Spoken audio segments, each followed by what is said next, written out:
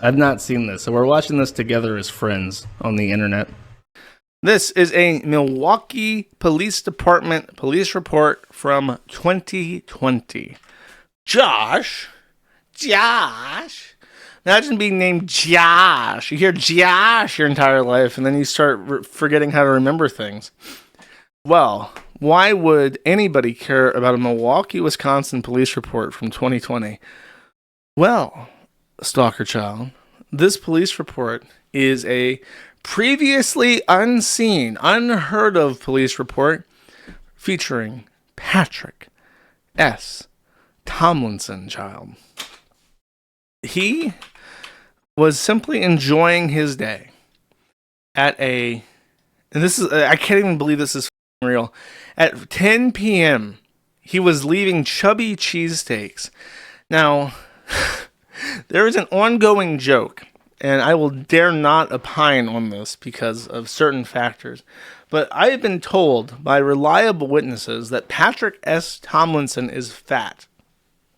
And so, the mere fact that he was at a place called Chubby's Cheesesteaks in Milwaukee, Wisconsin, is of some cosmic irony to begin with.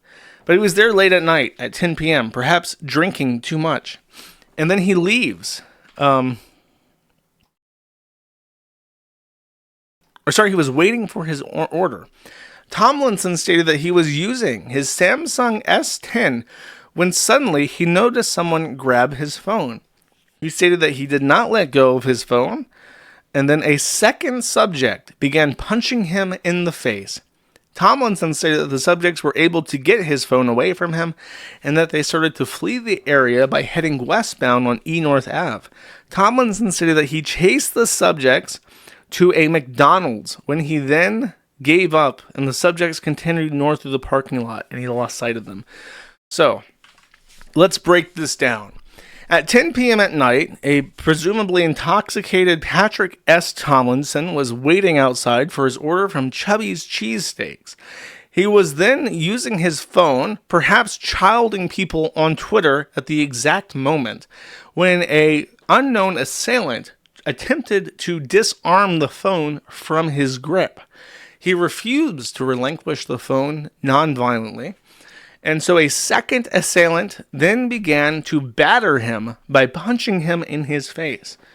Not willing to give up his phone because it's the only way of telling people on Twitter that they are children and stalker children and that they will go to prison, he began to chase after three assailants who fled westbound. And after a few blocks, he ended up at a McDonald's, where presumably the inviting smell of McDonald's burgers and fries caused him to forget what he was doing and disoriented him, while the stalker children ran off into the night, never to be seen again. And yes, it is three. In fact, stalker children, there are descriptions of them. Let's take a look at who these presumably stalker children are. Three subjects. Subject 1, black male, approximately 5'9 to 5'11, approximately 180 pounds, younger, wearing a white t-shirt with short hair, took the phone. Subject 2, black male, same height, same weight, also young, dark colored shirt, short hair. And subject 3 is a black male, same height, same weight, also younger, wearing a dark colored t-shirt, short hair. So, there he was. Yes, this is live. There he was at Chubby's Cheesesteaks, enjoying or waiting. He wasn't even enjoying his nice slop. By the way, I hate to offend, but kebab is better than cheesesteak. Like, cheesesteak is just hot dog bun, the slices of beef ever, greasy as and then like Velveeta fake cheese.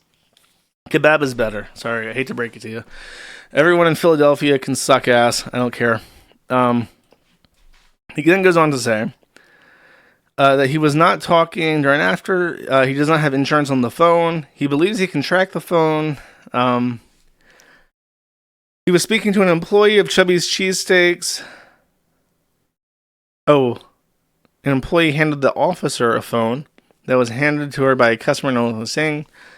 The phone belonged to a black guy. Oh, I believe that one of the stalker children dropped their own phone. And then the cop says that the stalker children that stole his phone have done this in prior instances. They do have surveillance cameras. No conclusion was ever made. They never found Tomlinson's phone. And then after this, he just got a different phone. What's really funny is that his immediate post after this was to go on Twitter and talk about gangbangs. Like, his comment was, why is it called a bisexual gangbang if it's MMF, but it's not considered a bisexual gangbang to be FFM? Curious. So immediately after being mogged and punched in the face by black men, he was thinking about MMF threesomes for whatever reason. So I'll leave that up to your interpretation to figure out what the psychological condition was there. And what's also really funny is he made no mention of it. And there's several possible explanations for why. Like, maybe he just didn't want to be racist. Maybe he didn't want to admit that Milwaukee is like a shithole. Maybe he didn't want to admit that he was at a Chubby's Cheesesteaks. And I think also probably the biggest contributing factor was that Tomlinson holds himself as like a big, strong guy.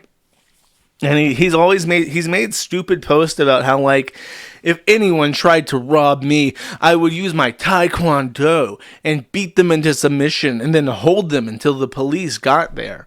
Like, because he was very anti-Rittenhouse, and he was very, like, anti-other people who've defended themselves against violent black thugs. So it's like, when he's always said, like, I wouldn't need to use my weapons to take him down because I would be able to squash 3 assailants by myself and hold them non-violently until the police got there. And then he actually gets mugged and he runs at them until he loses his breath at McDonald's, and then he gives up and just calls the police. There's also posts of him, by the way, saying, like, any white man who calls the police on a POC is basically guilty of attempted murder as far as I'm concerned. That's where we're at now. Then, of course, he gets his phone taken, and what does he do? He runs to McDonald's and goes, police, 3 black men took my phone, please get it back, I need to call people stalker children on the internet.